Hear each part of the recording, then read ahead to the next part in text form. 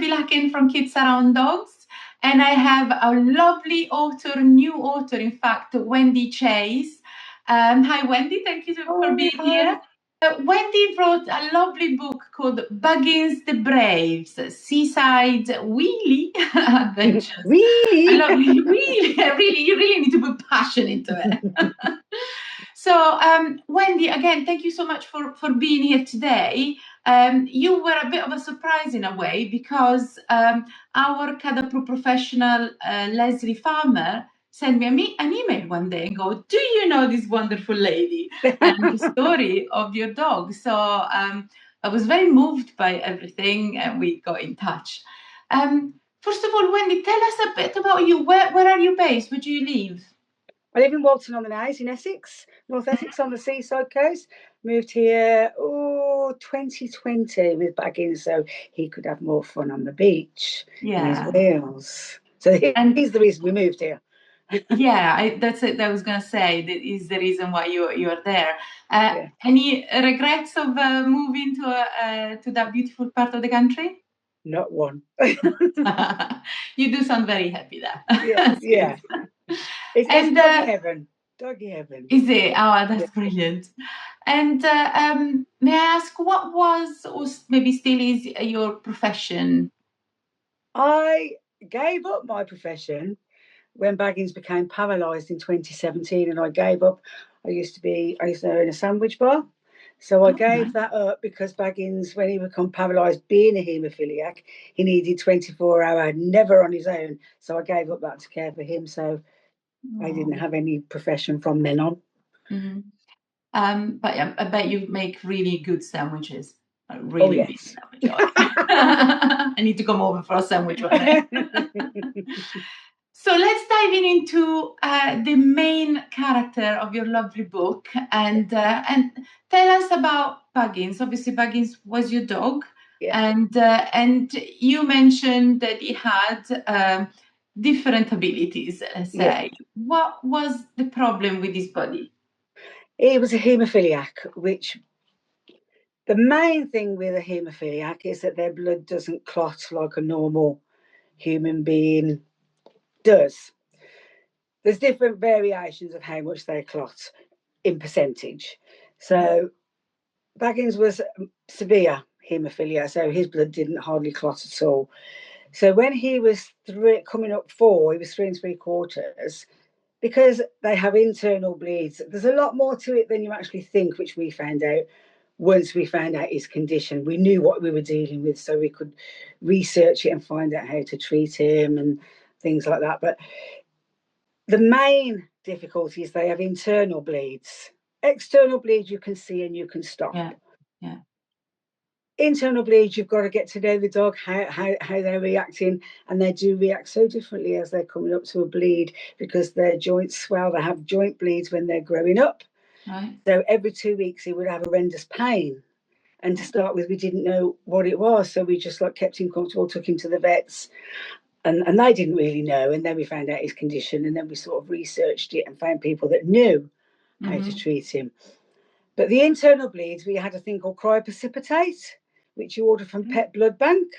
So he was on TV for Pet Blood Bank. Oh, was it? Oh, he was. With Jules Hudson on Country File Diaries back in 2018 to promote Pet Blood Bank because they saved his life time and time again with these internal bleeds. Kept it in the freezer, and we taught our vets how to use it because we learned from a lady in America, and that's what kept him going. But once we took him to America and he had gene therapy, but once he'd had that, the bleeds were hardly ever.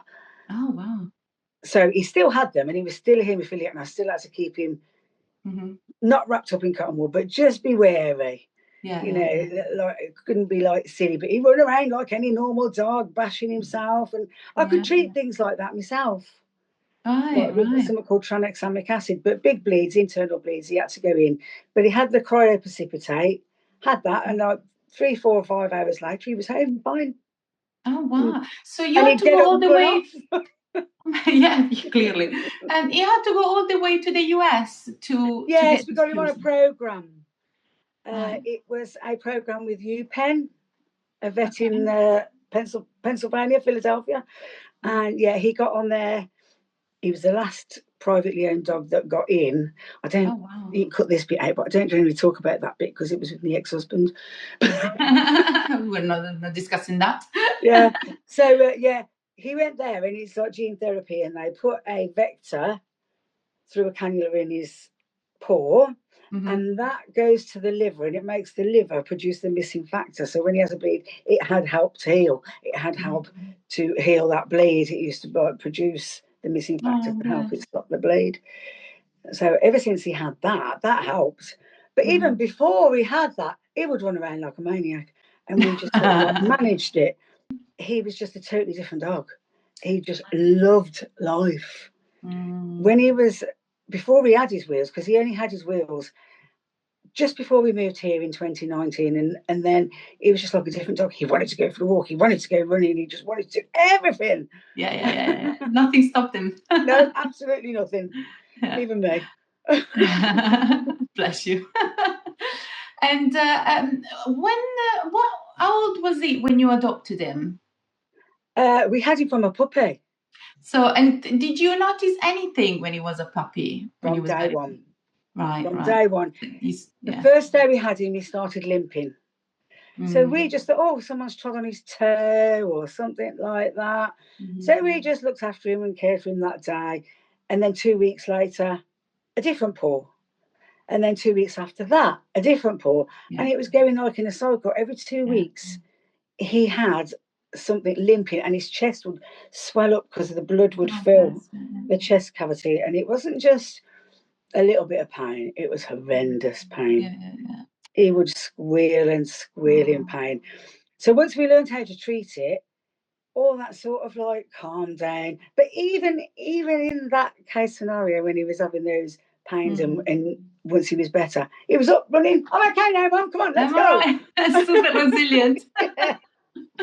I want to touch really briefly, because I do want to dive into the book. I just want to ask you a little bit about the breeder. When you noticed these problems with him, did you get in touch with the breeder? And if you did, what did they say? I did get in touch with the breeder. I won't say who the breeder was. No, it's not about that. But it can go back generations and not come out in any dog. Because it's so rare, it's never anything that's tested for, because it's such a rare condition in dogs.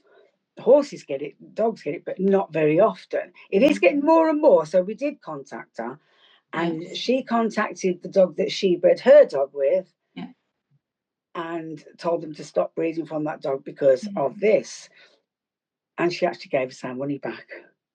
Oh, that's very. Which, with that money, honest, we put fake grass in the gut because we had slabs and everything. So we sort of like Bagginised it. So it was a lot softer for him to run around on, which was good. Yeah. Oh, and so let's dive into the book, because the book is a lovely adventure at the beach, by the sea, where you live now. And this is also where I believe you met Leslie, or where Leslie have seen and all his craziness, positive craziness, good craziness. Obviously, he's loved life, and every day was a new adventure. Is that what led you to write the book, or was another reason?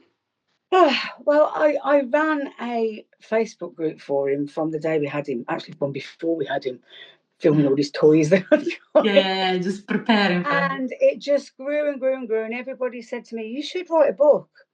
Because it wasn't like a serious Facebook group. It was fun. It was silly videos. It was me doing his voice and him running around like an absolute maniac, which are all, I'm going back through his memories now, he's not here, and all the stupid things that we used to do. And he'd jump around, and we had a thing called New Toy Friday, and he'd always have a new toy on a Friday. And then to thank the followers, we invented something called Bingo Toy Friday. Okay. So we used to do bingo, and we used to draw a ticket, and someone in the group every week had to answer the secret question, which was something that had gone on in the week, what Baggins had done. And if they got it right, then they'd win a prize. And I used my food mixer for a bingo machine to mix all the tickets. And Baggins used to jump around, and he'd love it. And I'd have to give him the ticket after, and he'd run off with it and chew it up and spit it on the floor. Love it. The stupid songs and the poo on your feet song is the most famous song. The poo on your feet. Now you Yeah, have to poo on sing your that, feet. I'm afraid. Oh, okay then. You sure about this? Yes, Okay, I then. am. Right. Yeah, I'll do this Baggins to sing it. You got poo on your feet, poo on your feet, poo on your feet. You got poo on your feet. La la la la la. Yeah, awesome. And that became a household now. Simon Cowell would be impressed. Because he had his own language in this book. Of course. In this group, which I've also sort of put a little bit in the book. The language is called Baggins. Mm-hmm. Yeah. And his familiar with followers, it. Yeah, I'm taking lessons. Are called Baggonians. Obviously. Yeah. And so we'd have all fun with that, and it was all silly songs and everything. And they said, you should write a book because it's so much fun that you're having. And because of his condition, I wanted to make his life so much fun. Yeah. So that's what I tried to do. So I said, well, I can't write a book. How would I write a book? And they said, well, you do it every day. And I thought, no, I can't do it. Can't do it. But when he passed away, it was like a massive part of my life was gone. Yeah. Because he was 24/7, 365 days a year. I cared for him, bathed his bits and all that kind of thing. Yeah. And it was like a massive void. And I said, write a book and keep him out there forever. Mm-hmm. He was such a resilient dog. He was strong. He was fun. Never let anything stop him. So I thought, you know what? I'm going to have a go. I'm going to have a go. And then he's out there showing that having a disability, having a difference, doesn't make any difference to how much fun you can have. He enjoyed life more than any other dog that I know. To the fullest, yeah. And he absolutely loved it here on the beach, running around and on the back of my tricycle. Well, that's the best. Of course. There you are. I had a box fitted on the back, like seaside style, blue and yellow. And oh God, he just absolutely loved it. So that's in it as well. And, I really love what you said because, and the fact that obviously it's a children's book, a lot of kids that might have different abilities might struggle. And sometimes, and I often say that our world is not catered for all abilities.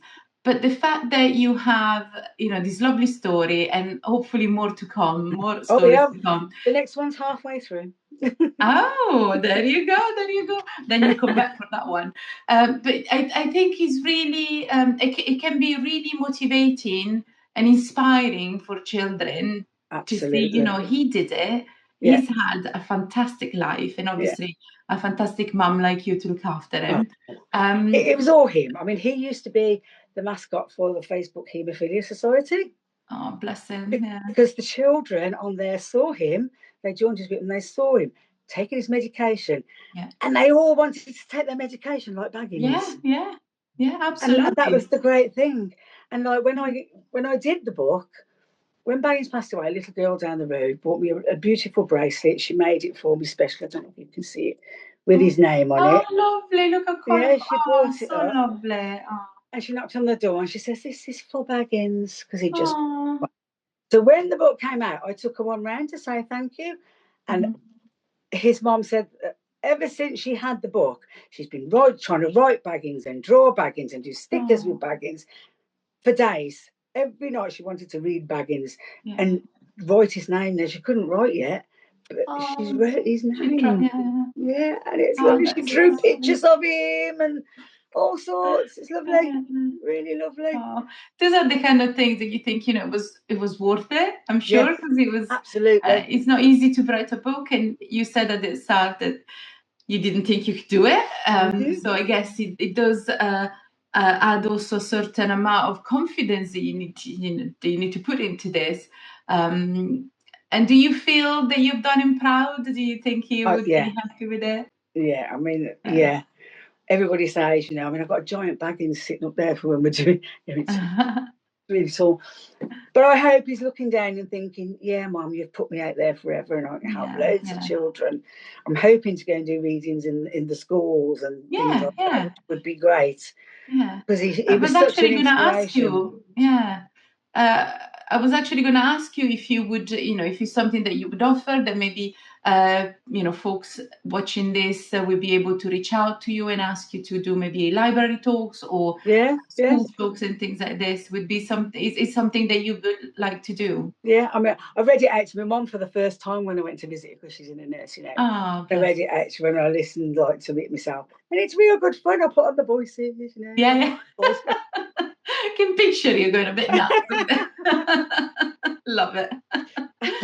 And if people want to reach out to you, how can they do that? Do you have an email address you can share or any other? Yeah, I've got an email address. Yeah, well, I mean, I don't know what they'd want to ask me. What would they want to ask me? To join maybe do a school talk or a library. Oh yeah. Well, so what's the best email address to reach you to? You want to tell me now, yeah? Yes. Yeah. Do you know? Wendy Ruth UK at hotmail.co.uk. Fantastic. I will also put it in the comments so that people can reach out to you. Yeah. And show us again the book. Show us the lovely, lovely book. How's that? Fantastic. And you mentioned that you are already writing a follow-up book. The stories are standalone, so it's not like a series. So you can just read this one and it's fine to wait for the next the next adventure.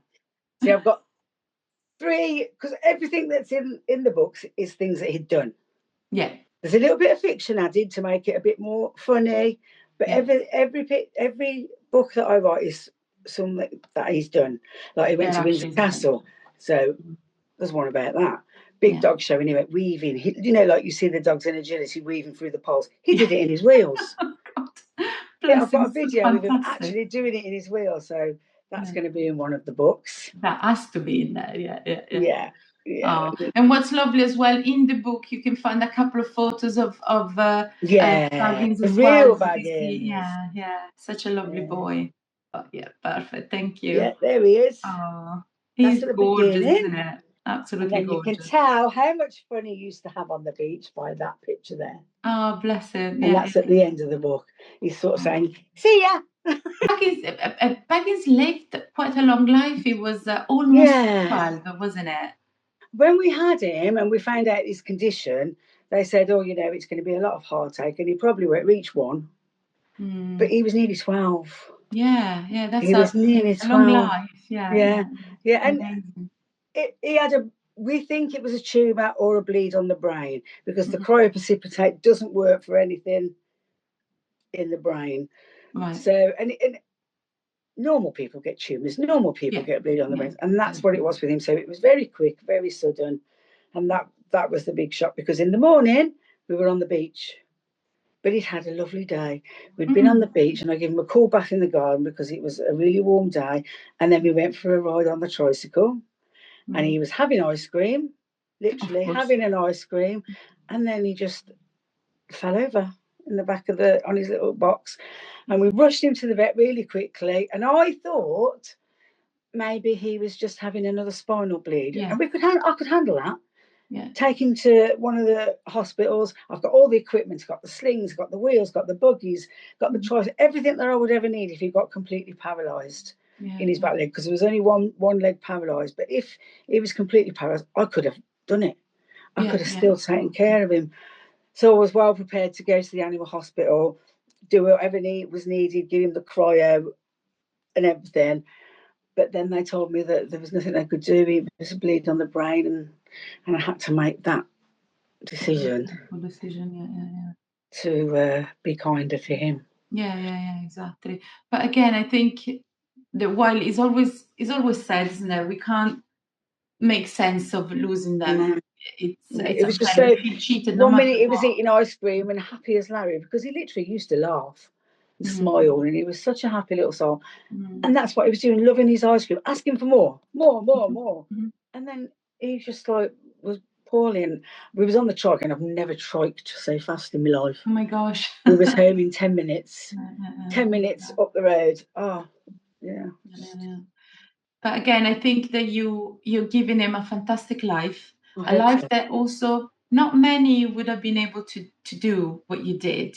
Caring for him so much is not an easy task. and although you put your love in it and everything, I know it's not easy to care for a dog who's not well. But you did. I mean, being disabled was such the one thing, but haemophiliac at the same time made it even more difficult. But challenging, absolutely. He was just, oh God. I've got some videos of him because at the time we had 5 dogs.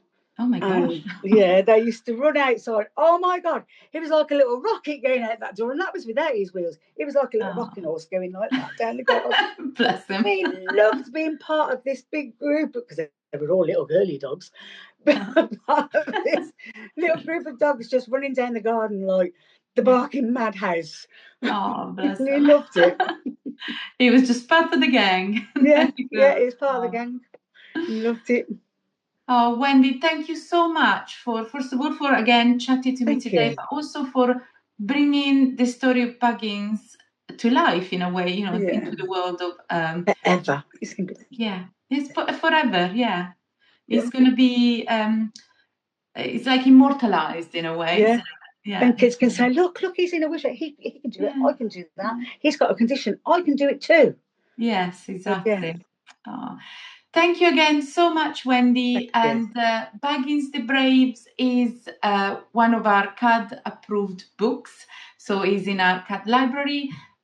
It's on Amazon. Shieldcrest, the publishers, you can get direct from them if you want to. All of those outlets. And you could probably order it from your local bookshop as well. Yes, I'm sure if you go to your bookshop. And also if you go to your library as well, you can request the library to help. So that's really good. Yeah. Thank you very much, Wendy. Thank you. And thank you everyone for watching. Bye. Thank you. Kids around dogs, we're gonna make it okay.